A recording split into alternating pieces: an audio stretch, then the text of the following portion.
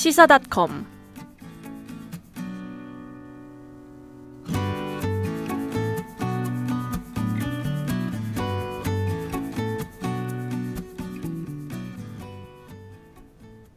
여러분은 시사용어를 검색해 보신 적이 있으신가요? 시사용어는 우리의 삶에 또 다른 방향을 제시하기도 하는데요. 안녕하세요. 시사닷컴의 아나운서 김민영입니다. 시사닷컴은 숙명인들이 알아두면 유익한 시사용어를 소개하는 프로그램입니다. 오늘 시사닷컴에서는 인터넷을 주제로 한 시사용어를 소개해드리도록 하겠습니다. 오늘의 시사닷컴 모두 접속하셨나요? 첫 번째로 소개해드릴 시사용어는 인포데믹입니다.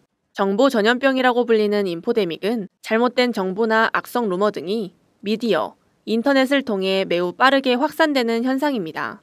인포데믹은 정보인 인포메이션과 전염병인 엔데믹의 합성어로 잘못된 정보가 미디어, 인터넷 등의 매체를 통해 급속하게 퍼져나가는 것이 전염병과 유사하다는 데서 생겨난 용어입니다. 미국 전략분석기관 인텔리브리지의 창립자 데이비드 로스코프가 2003년 5월 워싱턴 포스트에 기고한 글에서 처음 인포데믹을 사용했습니다. 인포데믹은 단순히 소문이 퍼지는 것이 아니라 전문적이고 공식적인 매체를 비롯해 전화나 메시지 등 비공식 매체를 통해 확산됩니다. 전파되는 속도가 매우 빠르기 때문에 잘못을 바로잡기가 어려워 경제 위기나 금융시장의 혼란을 키워 문제가 되고 있는 것이 가장 큰 특징입니다. 가짜뉴스를 생산할 수 있는 인포데믹. 우리는 정확한 정보를 알지 못한 채 인터넷을 확실히 신뢰하는 행동을 지양해야 합니다. 두 번째로 소개해드릴 시사용어는 팝콘 브레인입니다. 즉각적인 반응이 나타나는 첨단 디지털 기기에 몰두하게 되면서 현실 적응에는 둔감한 반응을 보이도록 변형된 뇌구조를 일컫는데요.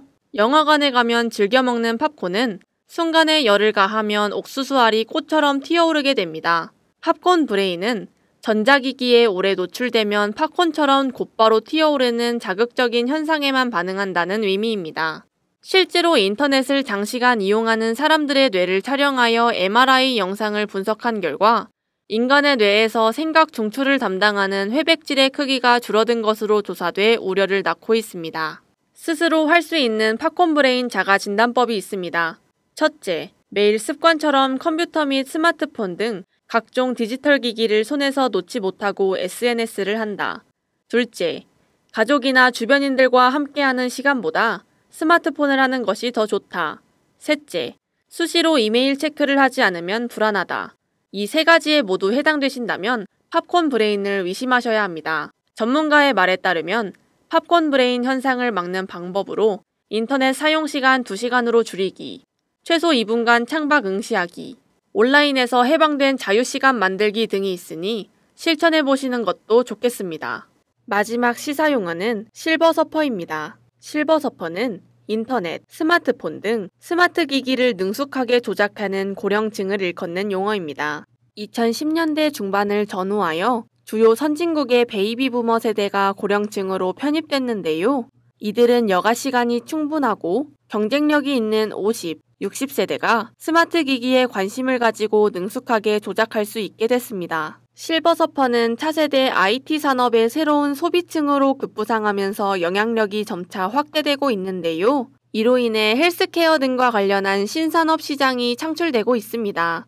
특히 파이낸셜 타임즈는 영국의 실버서퍼가 자국의 스마트 산업을 키우는 데 영향을 미쳤으며 SNS 사용자 중 55세부터 64세 사용자가 급증하고 있다고 평가했습니다.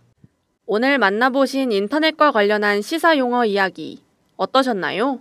인터넷과 관련하여 인포데믹, 팝콘 브레인, 실버서퍼라는 세 개의 시사용어를 검색해 보았는데요. 다음 방송에서도 유익하고 흥미로운 시사용어와 함께 찾아뵙겠습니다.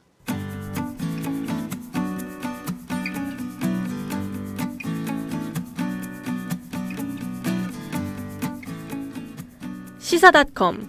지금까지 제작 진행의 김민영 아나운서, 기술의 김민진 엔지니어였습니다.